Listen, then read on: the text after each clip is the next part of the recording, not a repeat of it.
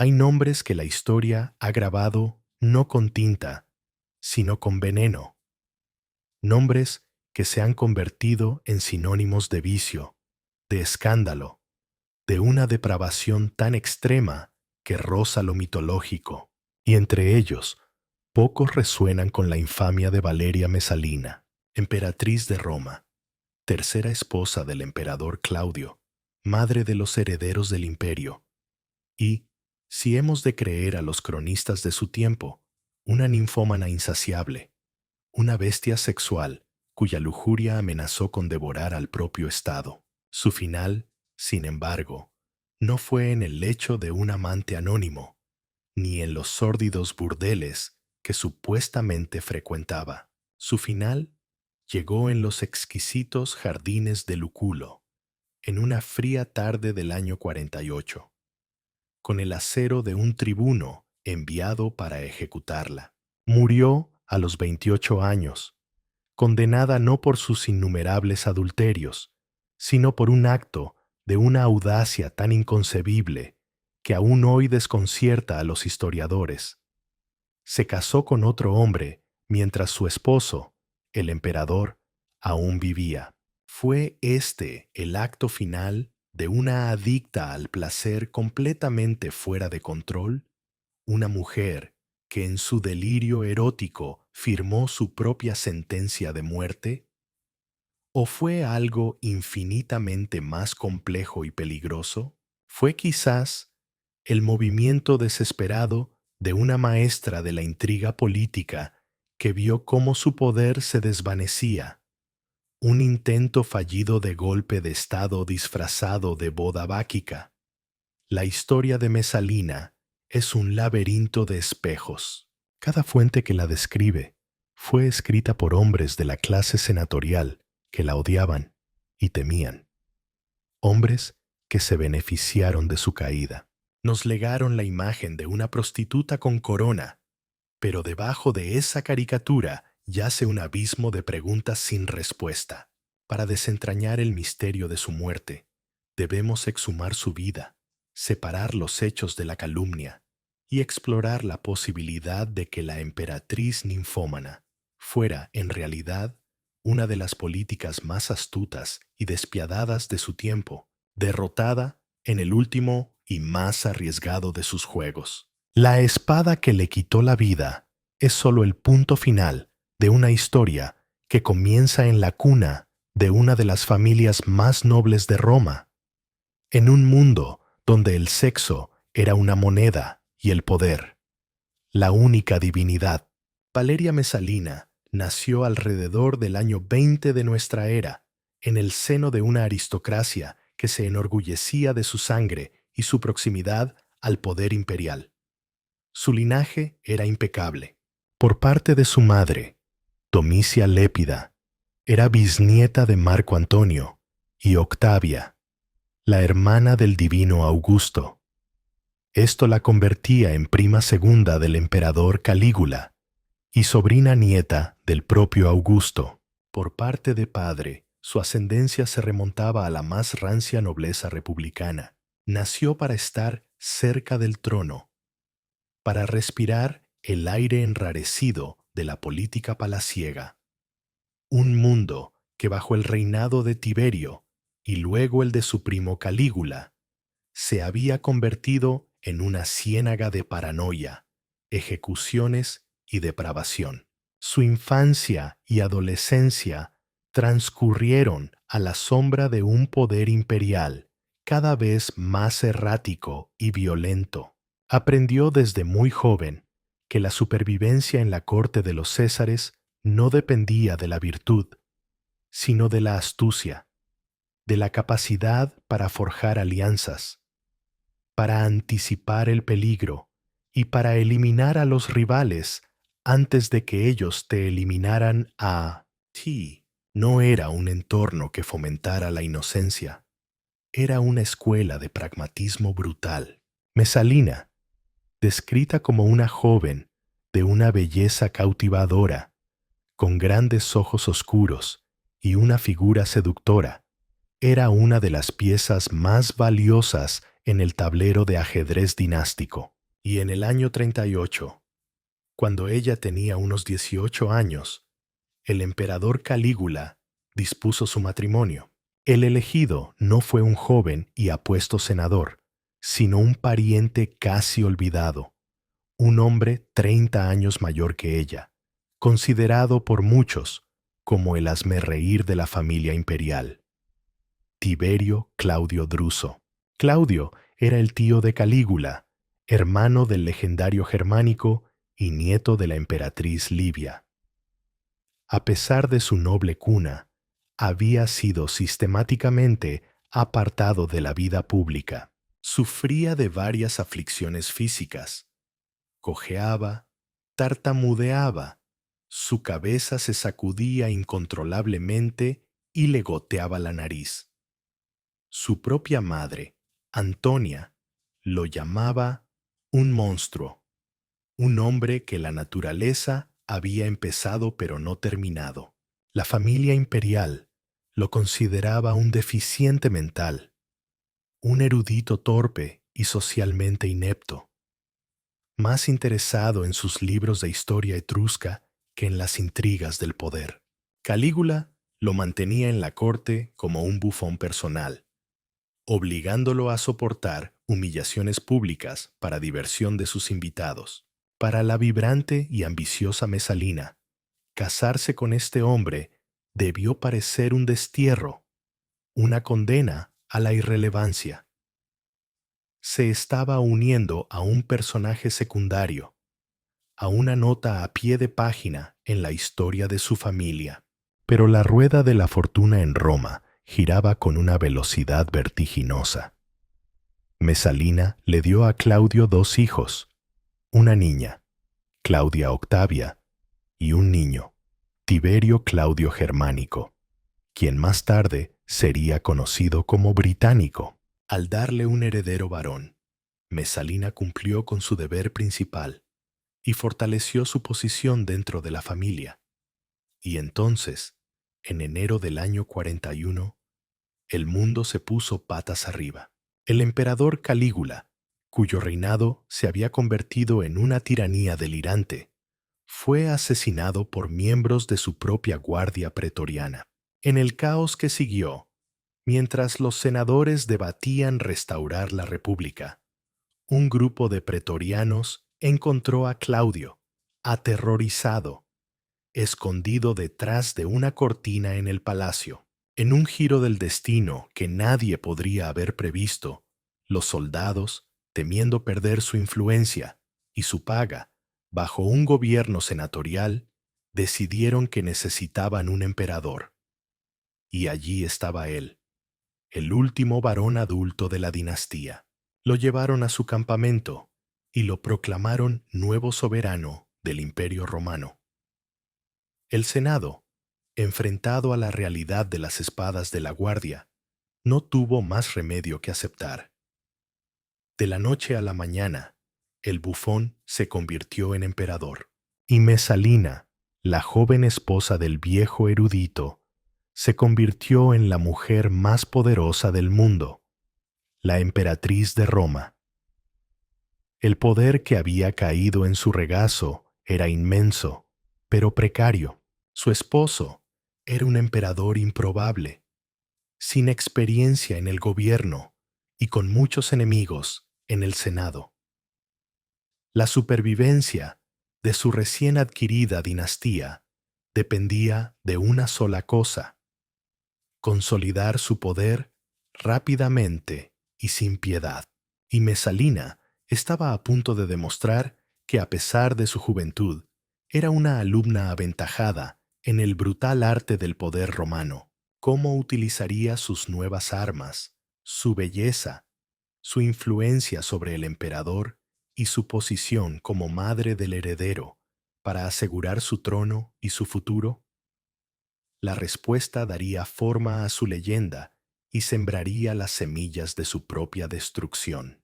Una vez instalada en el pináculo del poder, Mesalina demostró una energía y una crueldad que tomaron por sorpresa a la corte romana. Comprendió instintivamente que su poder derivaba de tres fuentes: su control sobre el emperador Claudio, su condición de madre del heredero británico y su capacidad para crear una red de aliados leales mientras eliminaba sin piedad a cualquier posible amenaza. Claudio, aunque no era el idiota que su familia creía, era un hombre fácilmente influenciable, profundamente inseguro y susceptible a la paranoia. Confiaba ciegamente en su joven esposa y en un círculo íntimo de libertos de origen griego: Narciso, su secretario; Palas, su tesorero; y Calisto, su consejero. Estos hombres, antiguos esclavos de una inteligencia y ambición formidables, se convirtieron en los verdaderos administradores del imperio y en los aliados naturales de Mesalina. Juntos, formaron una camarilla que gobernaba desde las sombras, manipulando al emperador y enriqueciéndose en el proceso. La primera prioridad de Mesalina fue neutralizar a cualquier mujer que pudiera competir por el afecto o la atención de Claudio. Sus primeras víctimas fueron las propias sobrinas del emperador, Julia Livila y Julia Agripina, la futura madre de Nerón, hijas del amado Germánico. Ambas eran mujeres de alta cuna, ambiciosas y con conexiones poderosas. Mesalina las vio como rivales directas. Acusó a Julia Livila de adulterio con el filósofo Séneca. La acusación, probablemente falsa, fue suficiente. Claudio, instigado por su esposa, exilió a su sobrina a la isla de Pandataria, donde poco después fue ejecutada por inanición. Séneca también fue exiliado a Córcega, escapando de la muerte por poco. Agripina, más astuta, logró sobrevivir a esta primera purga, pero fue mantenida a distancia, observando y esperando su momento. Pero Mesalina no solo eliminaba rivales femeninas, su ambición era asegurar que la línea de sucesión pasara inequívocamente a través de su hijo, británico. Cualquier noble cuyo linaje o popularidad pudiera convertirlo en un candidato alternativo al trono, se convertía en un objetivo. Uno de los casos más notorios fue el de Apio Junio Silano, un respetado senador consular que estaba casado con Domicia Lépida, la madre de Mesalina. Es decir, era su propio padrastro. Mesalina, según el historiador Tácito, se encaprichó de él y, al ser rechazada, decidió destruirlo. Junto a Narciso, urdió un complot diabólico.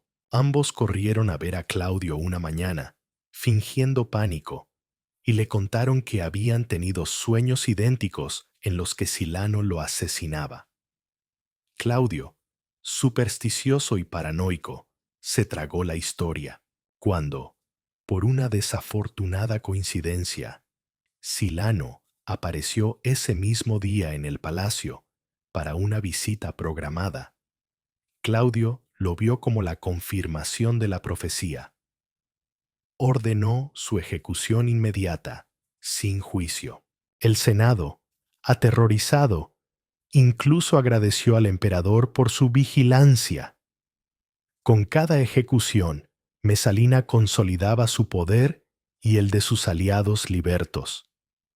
Acumuló una fortuna inmensa, confiscando las propiedades de sus víctimas. Vendía la ciudadanía romana, cargos públicos y favores judiciales. El palacio se convirtió en un mercado donde todo tenía un precio. Fue en este contexto de poder absoluto y crueldad calculada donde comenzaron a surgir las historias sobre su insaciable apetito sexual. Los historiadores senatoriales, como Tácito y Suetonio, y el poeta satírico Juvenal, pintan un retrato de una emperatriz que llevaba una doble vida. De día era la esposa de Claudio y madre de los herederos. De noche se escapaba del palacio bajo un seudónimo, Licisca, la mujer loba, un término para prostitutas, y se dirigía a los lupanares de la Subura, el barrio más sórdido de Roma. Allí, con una peluca rubia para ocultar su identidad, alquilaba una celda y recibía a clientes durante toda la noche, compitiendo con las prostitutas profesionales por dinero. La anécdota más famosa, narrada por Plinio el Viejo y repetida por otros, cuenta que organizó una competición con la prostituta más famosa de Roma, Escila, para ver quién podía atender a más hombres en 24 horas. Al amanecer, Escila, exhausta, se retiró. Mesalina, aún no saciada, continuó. ¿Son estas historias la verdad literal? Es casi imposible. Suenan a propaganda, a la exageración grotesca utilizada para demonizar a una mujer poderosa que había humillado y destruido a muchos hombres de la élite. Sin embargo, es innegable que Mesalina utilizó el sexo como una herramienta de poder de una manera que escandalizó a la sociedad romana. Sus amantes no eran solo caprichos, eran senadores, caballeros, actores. Cada aventura creaba un vínculo, una obligación. Un hombre que se había acostado con la emperatriz estaba comprometido, era cómplice de su traición. Podía ser elevado o destruido a su antojo. Sus favores sexuales eran a la vez una recompensa y una trampa. Cada senador que entraba en su cama se convertía en parte de su red de influencia, un peón en su tablero. Así, durante casi 8 años, Mesalina reinó como la soberana no oficial de Roma. Era temida, odiada y deseada. Había acumulado un poder y una riqueza sin precedentes para una mujer romana, pero en su ascenso implacable había creado un ejército de enemigos silenciosos, las familias de sus víctimas, los senadores que la despreciaban y, lo más peligroso de todo, sus propios aliados, los libertos, que comenzaban a temer que su audacia pudiera arrastrarlos a todos a la ruina. La emperatriz, en la cima de su poder, se creía intocable, pero no se dio cuenta de que el suelo bajo sus pies se estaba volviendo peligrosamente inestable. Una sola pasión, un solo error de cálculo, sería suficiente para derrumbar todo el edificio de su poder. La espiral descendente de Mesalina comenzó con un hombre, Cayo Silio. No era un amante cualquiera, un capricho pasajero. Silio representaba algo diferente, algo mucho más peligroso. Era todo lo que Claudio no era. Joven, extraordinariamente apuesto, inteligente, carismático y en la cúspide de su carrera política. Pertenecía a una familia noble y había sido designado cónsul para el año siguiente. Era, a los ojos de muchos, el arquetipo del perfecto aristócrata romano. La relación entre Mesalina y Silio se convirtió rápidamente en un secreto a voces en Roma. A diferencia de sus aventuras anteriores, ésta no la ocultó. Al contrario, la exhibió. Obligó a Silio a divorciarse de su esposa, Junia Silana, una noble dama amiga de Agripina. Trasladó a Silio a vivir con ella, no en una villa discreta, sino en su propia casa, que comenzó a llenar con los muebles más exquisitos, los esclavos más selectos y los tesoros de la casa imperial. Lo visitaba abiertamente, lo acompañaba en público y sus nombres aparecían juntos en documentos. Este comportamiento no era solo imprudente, era un desafío directo a todas las normas sociales y políticas de Roma. Era una bofetada en la cara del Senado y, lo que es más importante, una humillación pública para el propio emperador Claudio. ¿Qué la impulsó a esta temeridad? Los historiadores antiguos lo atribuyen a una locura de amor, a una pasión tan arrolladora que la cegó a cualquier consecuencia. La famosa Meretrix, como la llama Juvenal, finalmente había encontrado un hombre que la dominaba a ella. Pero esta explicación parece demasiado simple para una mujer que había demostrado ser una operadora política tan fría y calculadora. Es aquí donde emerge la otra posibilidad, la del cálculo político. Quizás Mesalina, mirando hacia el futuro, vio que su posición era más frágil de lo que parecía. Claudio ya era un hombre de mediana edad. Su salud era precaria. ¿Qué pasaría si moría? Su hijo británico era todavía un niño pequeño. En la despiadada política romana, un emperador niño era una presa fácil. Una regente, incluso una tan poderosa como ella, sería vulnerable a las conspiraciones del Senado o a la ambición de generales provinciales. Y había una amenaza que crecía en las sombras. Agripina la Menor. Tras su exilio, había regresado a Roma y aunque mantenía un perfil bajo, su ambición y su linaje la convertían en la rival más peligrosa de Mesalina.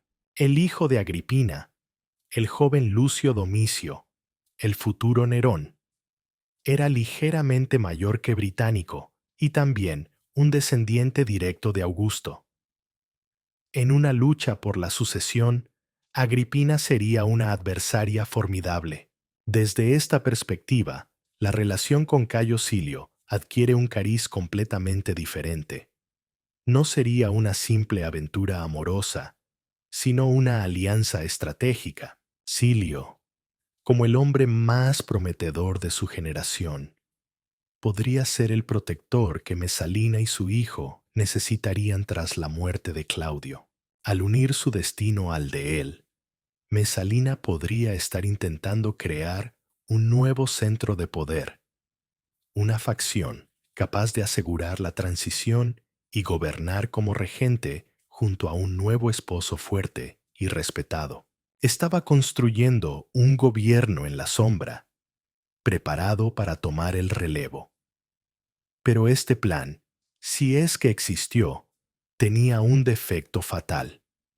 Alienó a las únicas personas cuyo apoyo era indispensable, los libertos Narciso, Palas y Calisto. Hasta ese momento, los libertos habían sido sus cómplices.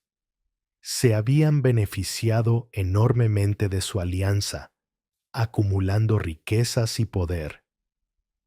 Pero la ascendencia de Silio los aterrorizó. Silio era un aristócrata hasta la médula, un hombre que despreciaba a los antiguos esclavos que susurraban al oído del emperador. Si Silio llegaba al poder, su influencia desaparecería. No solo perderían sus cargos y sus fortunas, probablemente perderían la vida. Palas y Calisto, más cautelosos, comenzaron a distanciarse de la emperatriz. Pero Narciso, el más astuto y audaz de todos, vio que la única forma de salvarse era destruir a Mesalina. Esperó su oportunidad, observando cómo la emperatriz se enredaba cada vez más en su propia red. Y entonces, en el otoño del año 48, Mesalina cometió el acto que sellaría su destino. Un acto tan audaz, tan suicida, que su lógica sigue siendo objeto de un intenso debate.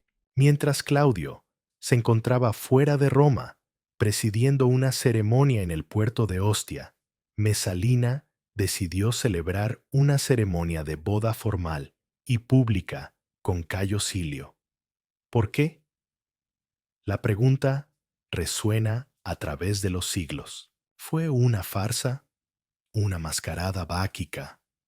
¿El clímax de una fiesta de la vendimia llevada a un extremo demencial, como sugieren algunas fuentes? ¿O fue un acto ritual, una forma de bigamia mágica destinada a desviar algún mal presagio de Claudio hacia Silio?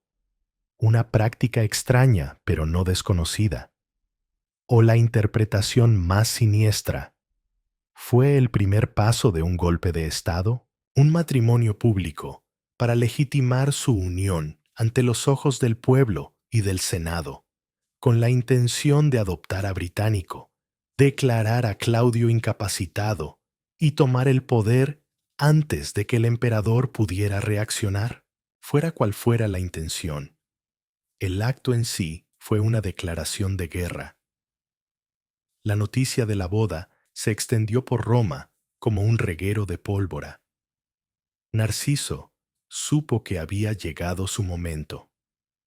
El reloj, para Mesalina, había comenzado su cuenta atrás. Ya no era una cuestión de si caería, sino de cómo y cuándo.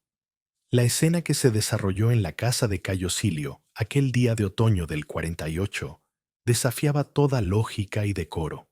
Fue una boda en toda regla, con la firma de un contrato matrimonial ante testigos, la entrega de una dote y la celebración de un suntuoso banquete. Tácito lo describe como una fiesta orgiástica, una celebración de la vendimia donde Mesalina, con el pelo suelto y una corona de hiedra, bailaba frenéticamente al son de los címbalos, encarnando a una bacante en pleno éxtasis. Silio, a su lado, también coronado de hiedra y calzando coturnos, seguía el ritmo, rodeado de una multitud de cortesanos y amigos que participaban en la locura colectiva, ya fuera por lealtad, por miedo o por una embriaguez de poder. La noticia de esta celebración pública y descarada llegó rápidamente a Ostia, donde Claudio estaba supervisando las obras del puerto. La corte imperial que lo acompañaba estaba llena de espías y oídos atentos. Las dos cortesanas más famosas de la época, Calpurnia y Cleopatra, no la reina de Egipto, sino una homónima, que estaban al tanto de los tejemanejes del palacio, fueron las primeras en alertar a Narciso de la gravedad de la situación. Comprendieron que la farsa había ido demasiado lejos y que todos estaban en peligro. Narciso actuó con una velocidad y una decisión fulminantes. Sabía que no podía simplemente enviar un mensajero. Claudio era débil y vacilante. Mesalina podría convencerlo de cualquier cosa si le daban tiempo. Tenía que presentarle la traición como un hecho consumado e irreversible, un peligro mortal e inminente para su propia vida. Narciso ideó un plan audaz. Se presentó ante Claudio, no solo, sino acompañado por las dos cortesanas, para dar más credibilidad a su historia. Con el rostro desencajado por un pánico fingido, se arrojó a los pies del emperador. «Sabes que estás divorciado», le espetó. El pueblo romano, el Senado y los soldados han visto la boda de Silio. Si no actúas con rapidez, el marido de Mesalina será el dueño de Roma. La noticia golpeó a Claudio como un rayo. Su reacción fue de pura confusión y terror. Tartamudeando más que nunca, convocó a sus consejeros más cercanos, incluyendo a sus otros libertos de confianza. Palas y Calisto, aunque temerosos, intentaron calmarlo, sugiriendo que podría ser solo un rumor o una broma de mal gusto. Pero Narciso no cejó. Insistió en la veracidad de los hechos, trayendo a otros testigos de alto rango desde Roma para que confirmaran la historia de la boda. La mente de Claudio, siempre propensa a la paranoia, se quebró, se convenció de que Silio planeaba asesinarlo y tomar el trono. Su única pregunta, repetida una y otra vez con una angustia patética, era: ¿sigo siendo yo el emperador? ¿Es Silio un ciudadano privado? Narciso vio su oportunidad y tomó el control total de la situación. Exigió que se le concediera el mando de la Guardia Pretoriana por un día para manejar la crisis. Claudio, paralizado por el miedo, accedió. En ese instante, Narciso se convirtió en el hombre más poderoso de Roma. Hizo subir a Claudio a una litera y ordenó a un destacamento de pretorianos que los escoltara de vuelta a la capital a toda velocidad. El viaje de Ostia a Roma se convirtió en una procesión fúnebre. Claudio, acurrucado en su litera, permanecía en un estado de estupor, murmurando incoherentemente sobre el castigo que merecían su esposa y su amante, pero a la vez mostrando destellos de afecto y duda, recordando sus años juntos y a sus hijos. Narciso, a su lado, temía que el emperador flaqueara en el último momento. Para mantener viva su ira y su miedo, no dejaba de recordarle la depravación de su esposa y la amenaza a su vida. Mientras tanto, en Roma, la orgía nupcial había terminado. Mesalina, quizás en la resaca de la celebración, recibió la noticia de que Claudio lo sabía todo y que venía de camino. El pánico se apoderó de ella. El sueño, si es que lo era, se había convertido en una pesadilla. En un instante, la multitud de aduladores y amigos que la rodeaban se desvaneció. Silio, comprendiendo que todo estaba perdido, corrió al foro para intentar reanudar sus deberes como si nada hubiera pasado. Una vana esperanza de normalidad. Mesalina, en un último y desesperado intento por salvarse, decidió apelar a la única defensa que le quedaba: la compasión de un marido y el amor de un padre. Tomó a sus hijos, Octavia y Británico, y se dirigió a pie por la carretera de Ostia para interceptar la comitiva imperial. Junto a ella, como un espectro de la piedad romana, caminaba la vestal máxima, Vividia, a quien había convencido para que intercediera por ella. Consiguió encontrar la comitiva. La escena fue dramática. Mesalina, desaliñada y llorando, gritaba a Claudio que escuchara a la madre de sus propios hijos. Los niños, asustados, extendían sus brazos hacia su padre. Pero Narciso estaba preparado. Ordenó a los guardias que ahogaran los gritos de la emperatriz, mientras le leía a Claudio un pergamino que detallaba todos los adulterios y crímenes de Mesalina, para que no pudiera ver los rostros de sus hijos ni escuchar la voz de su esposa.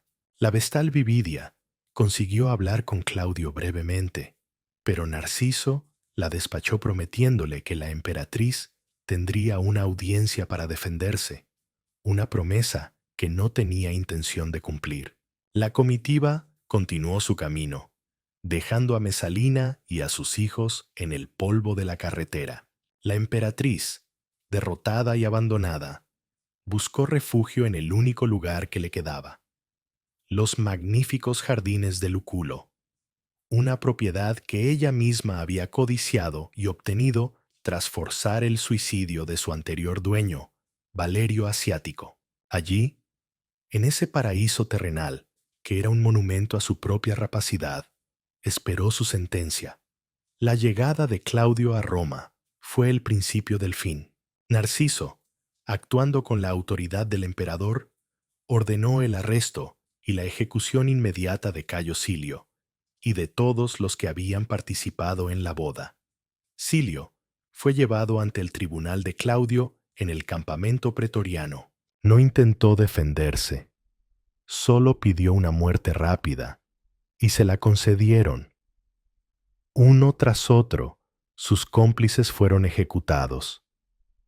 La purga fue rápida y sangrienta. Mientras tanto, Claudio, tras presidir las ejecuciones, regresó al palacio. Sorprendentemente, su ira pareció calmarse. Tras una cena copiosa y abundante vino, dio una orden que aterrorizó a Narciso: que la desdichada, refiriéndose a Mesalina, comparezca mañana para defenderse. Narciso sabía lo que eso significaba. Una noche era tiempo suficiente para que la ira de Claudio se disipara por completo, para que el recuerdo de sus hijos y el encanto de su esposa hicieran efecto. Si Mesalina llegaba a hablar con él, podría salvarse. Y si ella se salvaba, él, Narciso, estaría muerto. No podía permitírselo. Tenía que actuar de inmediato, y tenía que hacerlo sin una orden directa. En un acto de audacia suprema, Narciso salió del comedor y, actuando por su cuenta, pronunció una sola palabra a los tribunos y centuriones que esperaban órdenes: caedite, ejecutadla. Afirmó que era la voluntad del emperador. Los oficiales, acostumbrados a obedecer a Narciso como si fuera el propio Claudio, no dudaron. Un tribuno y varios centuriones fueron despachados a los jardines de Luculo. Mesalina estaba en una de las estancias del palacio del jardín, postrada en el suelo. A su lado, su madre, Domicia Lépida, quien en los años de esplendor de su hija se había mantenido alejada, había acudido en su hora final. No le ofreció un falso consuelo, sino la cruda dignidad de la aristocracia romana.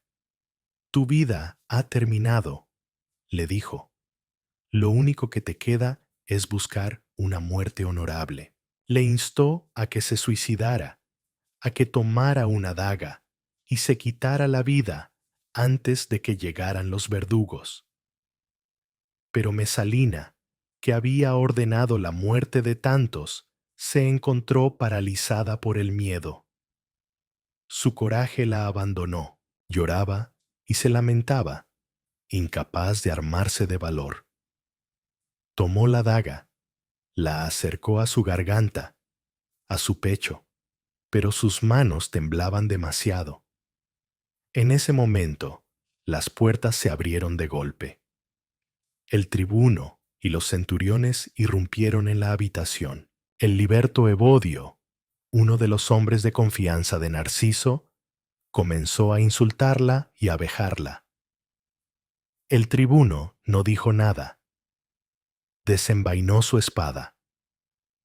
Al ver el acero desnudo, Mesalina supo que no había escapatoria.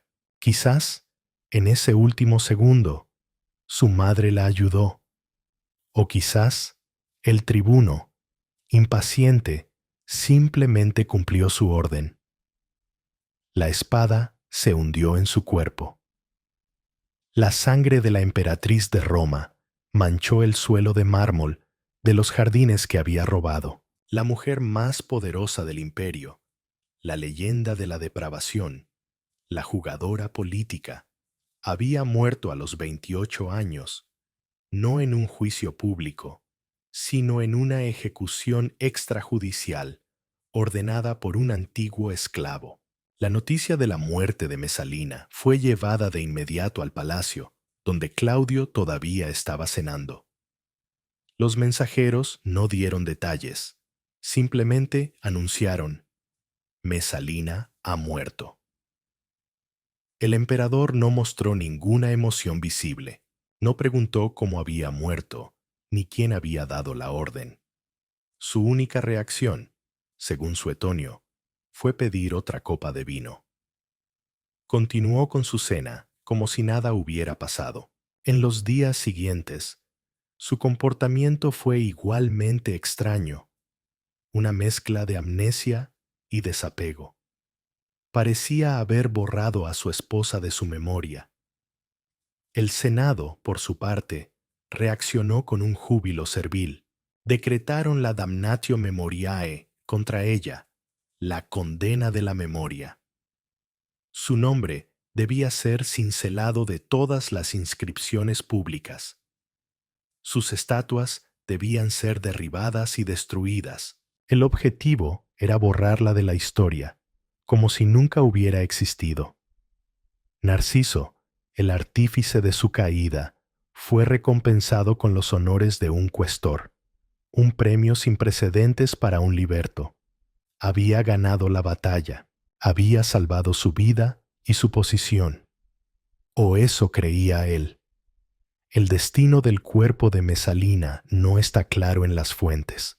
Es probable que su madre, Domicia Lépida, se encargara de un entierro privado y discreto, lejos de la pompa que le habría correspondido como emperatriz, pero también lejos de la humillación de ser arrojada al Tíber, el destino de los traidores. Su fantasma, sin embargo, no fue tan fácil de enterrar. Su ejecución creó un vacío de poder instantáneo en el lecho y en la política del emperador. La posición de emperatriz de Roma estaba vacante, y la lucha por ocuparla comenzó casi de inmediato. Los libertos, que habían estado unidos contra Mesalina, ahora se convirtieron en rivales, cada uno promoviendo a su propia candidata para convertirse en la cuarta esposa de Claudio. Calisto apoyaba a Lolia Paulina, una ex emperatriz divorciada por Calígula, inmensamente rica. Palas, el más ambicioso de todos, tenía una candidata mucho más formidable, la propia Agripina la menor. Agripina era la sobrina de Claudio, pero Palas argumentó que una unión así consolidaría a la familia Julio-Claudia y evitaría que una mujer ajena a la dinastía trajera sus propias ambiciones y rivalidades al palacio.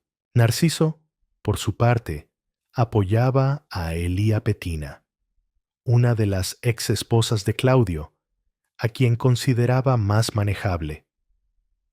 La elección de la nueva emperatriz no era una cuestión de amor o afecto, sino una batalla política por el futuro del imperio. Y en esta batalla, Agripina, con el apoyo de Palas, demostró ser la más hábil. A pesar del tabú del incesto entre tío y sobrina, comenzó a seducir a Claudio, utilizando su familiaridad, su linaje y su innegable encanto. Consiguió que el Senado aprobara una ley especial que permitía su matrimonio. En el año 49, menos de un año después de la ejecución de Mesalina, Agripina se convirtió en la nueva emperatriz, y con ella trajo a su hijo, el joven Nerón. La sombra de Mesalina se cernía sobre todo lo que Agripina hacía. La nueva emperatriz había aprendido de los errores de su predecesora. Fue tan cruel y ambiciosa como Mesalina, pero mucho más discreta y políticamente astuta. No se rebajó a escándalos sexuales públicos. Su poder se basaba en la dignidad imperial y en una red de alianzas políticas cuidadosamente construida. Su objetivo principal era el mismo que el de Mesalina: asegurar el trono para su hijo, pero su método fue más paciente y letal. Convenció a Claudio de que adoptara a Nerón, poniéndolo por delante de su propio hijo, Británico. Marginó sistemáticamente a los hijos de Mesalina. Octavia fue prometida a Nerón. Británico fue apartado, humillado y rodeado de tutores leales a Agripina. La tragedia de los hijos de Mesalina fue la consecuencia más directa de su caída. Había luchado y matado para asegurar su futuro, y su muerte los dejó completamente desprotegidos. Narciso, el hombre que la había destruido, vio con horror cómo Agripina acumulaba poder. Se dio cuenta de que había reemplazado a una tigresa por otra aún más peligrosa. Intentó, en el último momento, apoyar la causa del joven británico, pero ya era demasiado tarde. Cuando Claudio murió en el año 54, muy probablemente envenenado por Agripina, ella se aseguró de que Narciso fuera arrestado y forzado a suicidarse. Así, el hombre que ordenó la muerte de Mesalina encontró su propio final a manos de la mujer que ocupó su lugar. La muerte de Mesalina no trajo estabilidad. Simplemente cambió el rostro de la tiranía y allanó el camino para el ascenso de uno de los emperadores más infames de Roma, Nerón. El legado de Valeria Mesalina es uno de los más complejos y controvertidos de la antigüedad. Durante casi 2 milenios, su nombre ha sido un sinónimo universal de la mujer lasciva, la depredadora sexual, la encarnación de la decadencia romana. Esta imagen, forjada con la pluma envenenada de Tácito, Suetonio y Juvenal, ha demostrado ser increíblemente duradera. Se convirtió en la plantilla para la mala emperatriz, una figura que fascina y repele a partes iguales. Su historia se ha contado una y otra vez en la literatura, el arte y el cine, casi siempre centrándose en su supuesta ninfomanía, en la anécdota del burdel y en su orgiástica boda final. Fue víctima de una campaña de difamación extraordinariamente exitosa, llevada a cabo por la aristocracia senatorial que la despreciaba por dos razones fundamentales.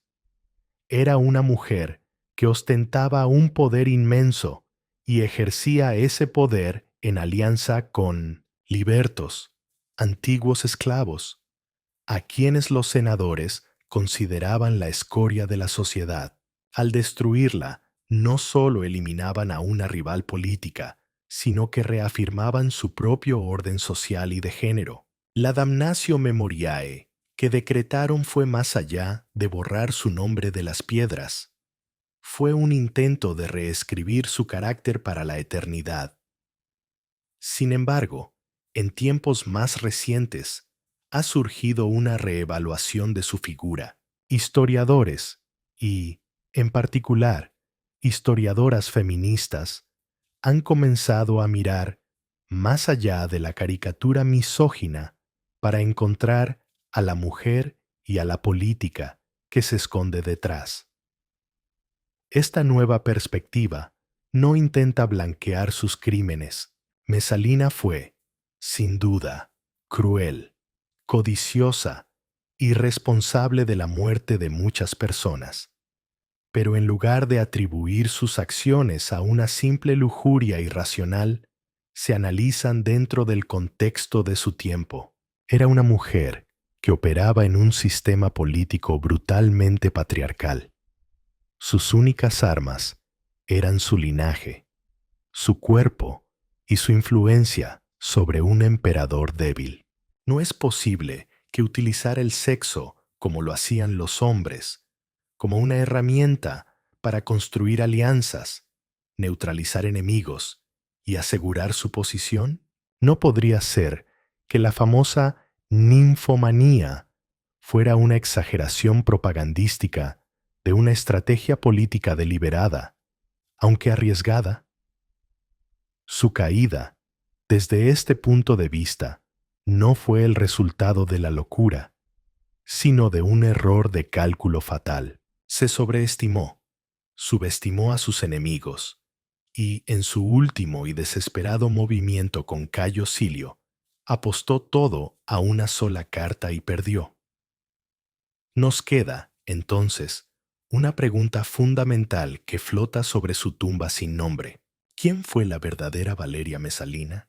La prostituta imperial de la leyenda, una anomalía monstruosa de la naturaleza, o una política formidable, un producto lógico de la corte Julio-Claudia, que jugó al juego del poder con las mismas reglas despiadadas que los hombres, pero que fue condenada por la historia precisamente por ser una mujer que se atrevió a hacerlo? La verdad, probablemente, yace en algún lugar inalcanzable entre esos dos extremos, enterrada para siempre bajo las ruinas del palacio y las capas de propaganda de los hombres que escribieron su historia, vieron su historia, vieron su historia, vieron su historia, vieron su historia, vieron su historia.